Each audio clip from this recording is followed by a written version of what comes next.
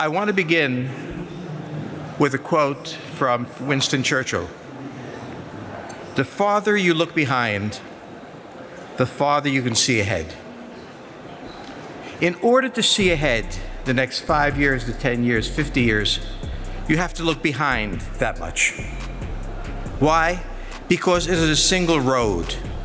It goes here. It doesn't start suddenly.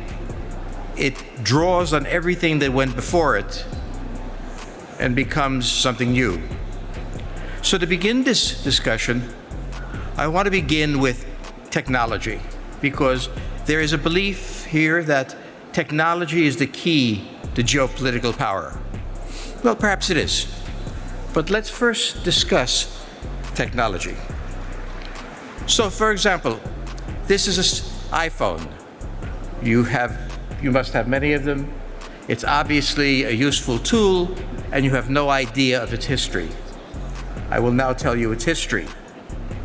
The cell phone was developed by the United States Army in the 1970s. It was first deployed by the US Army. So your cell phone is a military tool. The microchip was commissioned by the US Air Force to fly the F-14 and also cruise missiles. GPS, you use that to find your way around. So did the US Navy, which commissioned the building of the GPS squadron so its submarines could know where they are. There's, of course, the camera. We all love the camera. I don't, but my wife does. It was developed for space satellite so that the film did not have to be dropped to Earth. It took pictures that could be transmitted as data to Earth. And of course, there's the internet, without which this wouldn't have any place, which is developed by DARPA, Defense Advanced Research Projects Agency, to move information from one point to another quickly, so we didn't have to mail it.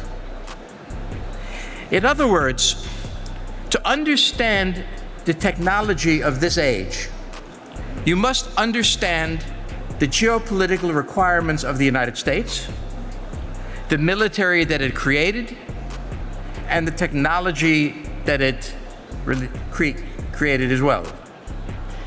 So you cannot look at the cell phone, the iPhone, the very cute little thing, the camera and everything else, without understanding its military origins. Now, what does this have to do with history? Well, the question is, how does Dubai or any country develop a military capability in the age of all these new technologies that are inviting? The answer is, look to your defense department. Look to your defense ministries. Why? Because the United States did something to create this technology. Not because it wanted to have a cell phone for you to use, but because it was trying to solve military problems. And those military problems had application to Apple. And Steve Jobs stole all these ideas. But in America, it's not stealing, because the US government is not permitted to hold on to technology.